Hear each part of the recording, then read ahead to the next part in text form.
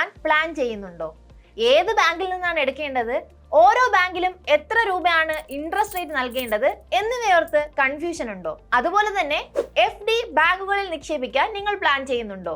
അപ്പോൾ ഓരോ ബാങ്കിലും നമ്മൾ നൽകുന്ന തുകയ്ക്ക് എത്ര രൂപയാണ് നമുക്ക് ഇൻട്രസ്റ്റ് റേറ്റ് തിരിച്ചു ലഭിക്കുന്നതെന്ന് അറിയാനും നിങ്ങൾക്ക് ആഗ്രഹമുണ്ടോ?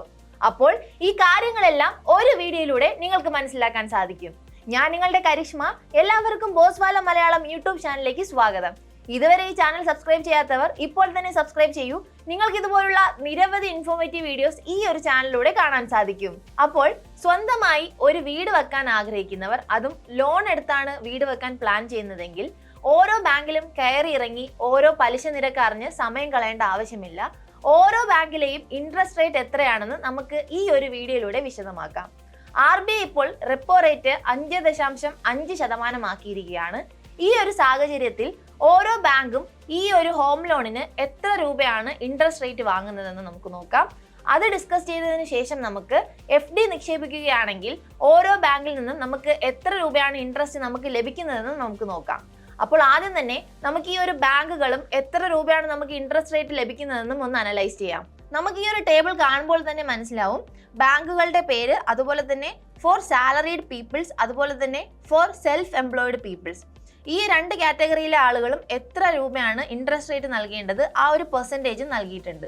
അപ്പോൾ നമ്മൾ ആദ്യം തന്നെ നോക്കുന്നത് ബാങ്ക് ഓഫ് ഇന്ത്യ ആണ്. നിങ്ങളൊരു സാലറീഡ് പേഴ്സൺ ആണെങ്കിൽ ബാങ്ക് ഓഫ് ഇന്ത്യയിൽ നിങ്ങൾ 7.4% മുതൽ 10.1% വരെ നിങ്ങൾ ഇൻട്രസ്റ്റ് റേറ്റ് നൽകേണ്ടി വരും. നിങ്ങളൊരു സെൽഫ് എംപ്ലോയിഡ് പേഴ്സൺ ആണെങ്കിൽ നിങ്ങൾ 7.4% മുതൽ 10.1% സെയിം ഇൻട്രസ്റ്റ് റേറ്റ് തന്നെ നൽകേണ്ടി വരും. ഇനി നമുക്ക് ഇന്ത്യൻ ബാങ്ക്, നിങ്ങൾ ഇന്ത്യൻ ബാങ്കിൽ നിന്നാണ് ഒരു ലോൺ എടുക്കുന്നതെങ്കിൽ അവിടെ എത്രയാണ് ഇൻട്രസ്റ്റ് റേറ്റ് നൽകേണ്ടതെന്ന് നോക്കാം.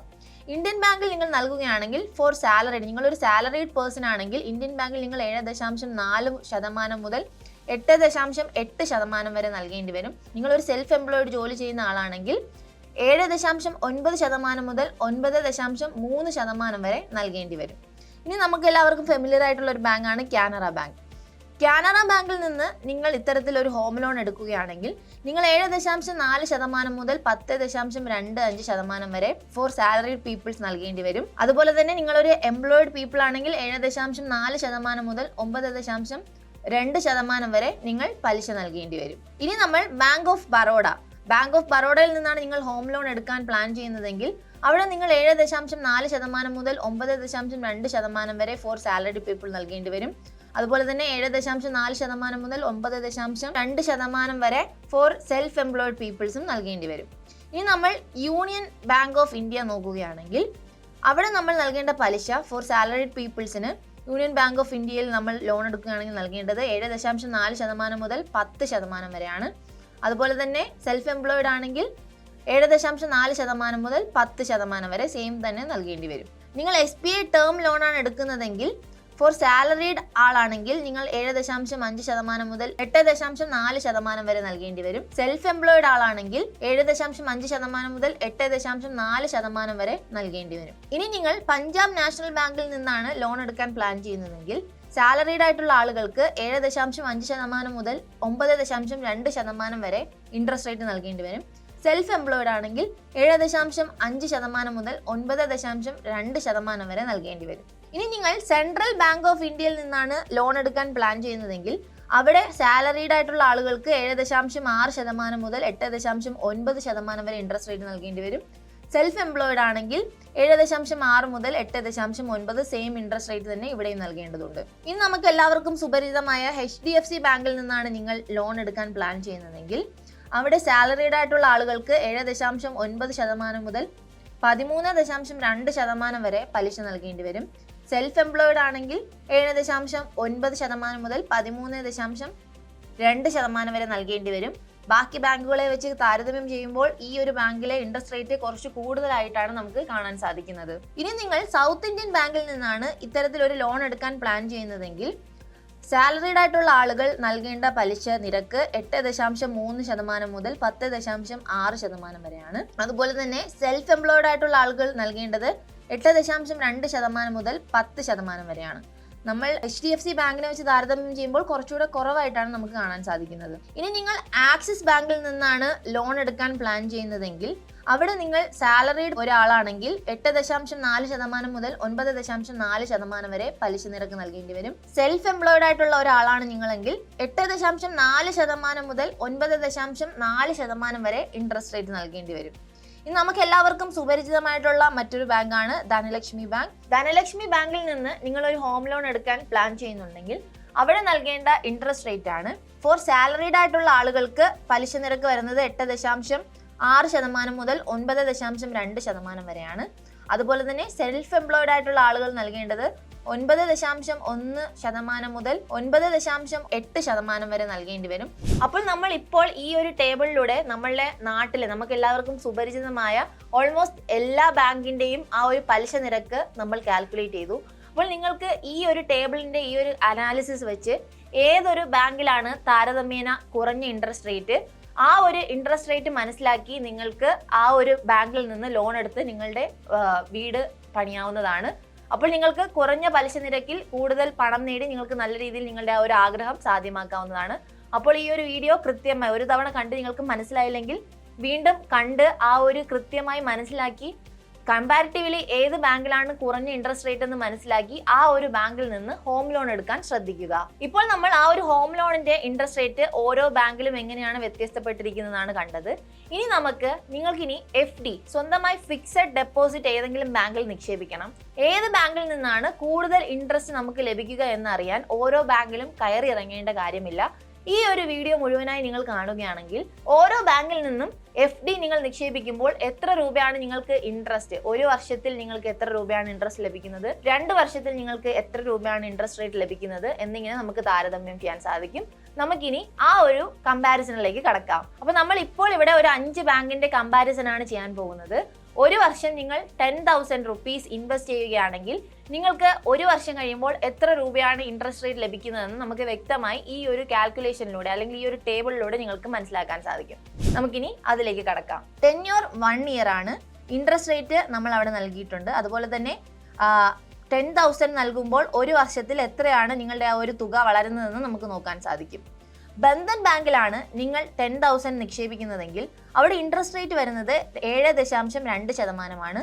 ഒരു വർഷം കഴിയുമ്പോൾ നിങ്ങളുടെ ആ ഒരു 10,000 15,745 രൂപയായി വളരുന്നു. അതായത് ഒരു വർഷത്തിൽ നിങ്ങൾക്ക് 745 രൂപയാണ് ഇൻട്രസ്റ്റ് റേറ്റ് ആയിട്ട് ലഭിക്കുന്നത്.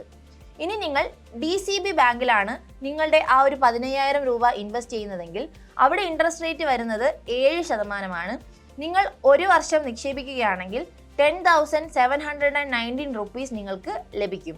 ഇനി നിങ്ങൾ RBL ബാങ്കിലാണ് നിക്ഷേപിക്കുന്നതെങ്കിൽ അവിടെ ഇൻട്രസ്റ്റ് റേറ്റ് ആയിട്ട് നമുക്ക് ലഭിക്കുന്നത് 7% തന്നെയാണ്. ഒരു വർഷം 10,000 നിക്ഷേപിക്കുകയാണെങ്കിൽ നമുക്ക് ലഭിക്കുന്നത് 15,719 രൂപയാണ്. സെയിം ആ ഒരു DCB ബാങ്കിലും അതുപോലെ തന്നെ RBL ബാങ്കിലും സെയിം ഇൻട്രസ്റ്റ് റേറ്റ് ആയതുകൊണ്ട് ഒരു വർഷം കഴിയുമ്പോൾ നമുക്ക് സെയിം എമൗണ്ട് ആണ് നമുക്ക് തിരികെ ലഭിക്കുന്നത്. ഇനി നമ്മൾ J&K ബാങ്കിലാണ് ഈ ഒരു തുക നിക്ഷേപിക്കുന്നതെങ്കിൽ അവിടെ ഇൻട്രസ്റ്റ് റേറ്റ് വരുന്നത് 6.8%. അപ്പോൾ ഒരു വർഷം കഴിയുമ്പോൾ നമുക്ക് ലഭിക്കുന്നത് 15,692 രൂപയാണ്. ഇനി നിങ്ങൾ S ബാങ്കിലാണ് നിക്ഷേപിക്കുന്നതെങ്കിൽ അവിടെ ഇൻട്രസ്റ്റ് സെയിം ആണ്, 6.8% ലഭിക്കുന്നത്. ഒരു വർഷം കഴിയുമ്പോൾ നമുക്ക് ആ ഒരു 10,000 നമുക്ക് തിരികെ ലഭിക്കുന്ന എമൗണ്ട്, ആ ഒരു ഇൻട്രസ്റ്റ് റേറ്റും കൂടി ചേർത്ത് നമുക്ക് ലഭിക്കുന്ന തുക 10,692 rupees ആണ്. ഇനി നമ്മൾ ഈ ഒരു ബാങ്ക് തന്നെയാണ്, സെയിം ബാങ്ക് തന്നെയാണ് 2 വർഷം ആ ഒരു 15,000 രൂപ, ഒരു 10,000 നമ്മൾ 2 വർഷം നിക്ഷേപിക്കുകയാണെങ്കിൽ നമുക്ക് എത്ര രൂപയാണ് റിട്ടേൺ ലഭിക്കുന്നതെന്ന് നോക്കാം. ബന്ധൻ ബാങ്കിൽ നമ്മൾ 2 വർഷം ഈ ഒരു സെയിം തുക നിക്ഷേപിക്കുകയാണെങ്കിൽ നമുക്ക് അവിടെ ഇൻട്രസ്റ്റ് റേറ്റ് ആയിട്ട് ലഭിക്കുന്നത് 7.4%. അപ്പോൾ നമ്മൾ നിക്ഷേപിക്കുന്ന തുക 10,000 ആണെങ്കിൽ നമുക്ക് ലഭിക്കുന്ന തുക 11,580 രൂപയാണ്. അതായത് 2 വർഷത്തിൽ നമുക്ക് ഏകദേശം 1,580 രൂപ ഇൻട്രസ്റ്റ് റേറ്റ് ആയിട്ട് നേടാൻ സാധിക്കും. ഇനി നിങ്ങൾ DCB ബാങ്കിലാണ് നിക്ഷേപിക്കുന്നതെങ്കിൽ അവിടെ 2 വർഷത്തെ ഇൻട്രസ്റ്റ് റേറ്റ് വരുന്നത് 7%. അപ്പോൾ നമുക്ക് 2 വർഷം കഴിയുമ്പോൾ 11,489 രൂപ നേടാൻ സാധിക്കും. ഇനി നിങ്ങൾ J&K ബാങ്കിലാണ് നിക്ഷേപിക്കുന്നതെങ്കിൽ അവിടെ 7% ഇൻട്രസ്റ്റ് റേറ്റ് വരുന്നത്.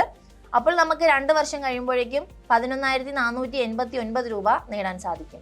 ഇനി നിങ്ങൾ RBL ബാങ്കിലാണ് നിക്ഷേപിക്കുന്നതെങ്കിൽ അവിടെയും 7% തന്നെയാണ് നമുക്ക് ഇൻട്രസ്റ്റ് റേറ്റ് ലഭിക്കുന്നത്. അപ്പോൾ നമുക്ക് 2 വർഷം കഴിയുമ്പോൾ 11,489 രൂപ നേടാൻ സാധിക്കും. അപ്പോൾ നമ്മൾ ഈ 2 ടേബിളും താരതമ്യം ചെയ്യുമ്പോൾ ആദ്യത്തെ ടേബിളിൽ 1 വർഷത്തെ ടെന്യൂർ ആ ഒരു സമയത്തിനുള്ളിൽ നമുക്ക് പലിശ നിരക്ക് ഏറ്റവും കൂടുതൽ ലഭിക്കുന്നത് ബന്ധൻ ബാങ്കിൽ നിന്നാണ്.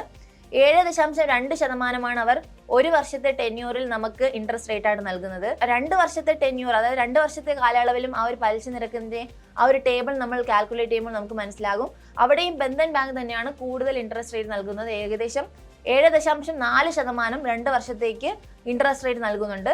അപ്പോൾ ഈ 2 ടേബിളും കാൽക്കുലേറ്റ് ചെയ്യുമ്പോൾ ബെസ്റ്റ് ഓപ്ഷൻ ആയിട്ട് നമുക്ക് പറയാൻ സാധിക്കുന്നത് ബന്ധൻ ബാങ്ക് ആണ്. ഇത്തരത്തിൽ നമ്മൾ 3 വർഷത്തിലും 4 വർഷത്തിലും ഈ ഒരു 10,000 FDI നിക്ഷേപിക്കുകയാണെങ്കിൽ ഇൻട്രസ്റ്റ് റേറ്റിലും ചേഞ്ചസ് വരാൻ ചാൻസ് ഉണ്ട്. ചിലപ്പോൾ നമുക്ക് കൂടുതൽ ഇൻട്രസ്റ്റ് റേറ്റിൽ നമുക്ക് ഇൻട്രസ്റ്റ് ലഭിക്കാൻ സാധ്യതയുണ്ട്, അതുപോലെ തന്നെ കുറയാനും സാധ്യതയുണ്ട്. അപ്പോൾ ഇത്തരത്തിൽ നമ്മൾ ഈ ഒരു കാലയളവിൽ ഇത് കാൽക്കുലേറ്റ് ചെയ്യുമ്പോൾ ബന്ധൻ ബാങ്കിൽ നിന്നാണ് നമുക്ക് കൂടുതൽ ഇൻട്രസ്റ്റ് റേറ്റ് ലഭിക്കുന്നത്. അപ്പോൾ ആ ഒരു ബാങ്കിൽ FD ഇടുന്നതായിരിക്കും കൂടുതൽ മികച്ചൊരു ചോയ്സ്. അപ്പോൾ നമ്മൾ ഇന്ന് ഈ ഒരു വീഡിയോയിലൂടെ ഞാൻ തുടക്കത്തിൽ പറഞ്ഞു, നിങ്ങൾ ഒരു ഹോം ലോൺ എടുക്കാൻ പ്ലാൻ ചെയ്യുന്നുണ്ടെങ്കിൽ ഓരോ ബാങ്കിലും എത്ര രൂപയ്ക്കാണ് നിങ്ങൾക്ക് ഇൻട്രസ്റ്റ് റേറ്റിൽ, എത്ര രൂപയുടെ ഇൻട്രസ്റ്റിലാണ് നിങ്ങൾക്ക് ലോൺ എടുക്കാൻ സാധിക്കുന്നത്. ഓരോ ബാങ്കും, അതായത് നമ്മളുടെ നാട്ടിലെ നമ്മൾ സാധാരണ പോകുന്ന എല്ലാ ബാങ്കിന്റെയും ഒരു കമ്പാരിസൺ നിങ്ങൾക്ക് മനസ്സിലായിട്ടുണ്ടാവും. അതുപോലെ തന്നെ നിങ്ങൾ FD ഫിക്സഡ് ഡെപ്പോസിറ്റ് ഏതെങ്കിലും ബാങ്കിൽ നിക്ഷേപിച്ച് അവിടെ നിന്ന് നല്ലൊരു ഇൻട്രസ്റ്റ് റേറ്റ് കിട്ടണമെന്ന് ആഗ്രഹിക്കുന്നുണ്ടെങ്കിൽ അതും നമ്മൾ അതായത് 1 വർഷത്തെ ആ ഒരു പീരീഡും അതുപോലെ തന്നെ 2 വർഷത്തെ പീരീഡിലും ഓരോ ബാങ്കിൽ നിന്ന് എത്രയാണ് ഇൻട്രസ്റ്റ് റേറ്റ് ലഭിക്കുന്നതെന്ന് നമ്മൾ കൃത്യമായി അനലൈസ് ചെയ്തു. അപ്പോൾ നിങ്ങൾ ലോൺ എടുക്കുന്നവർക്കും അതുപോലെ തന്നെ ഫിക്സഡ് ഡെപ്പോസിറ്റ് ചെയ്യാൻ ആഗ്രഹിക്കുന്നവർക്കും ഇപ്പോൾ എല്ലാം ക്ലിയർ ആയെന്ന് ഞാൻ കരുതുന്നു.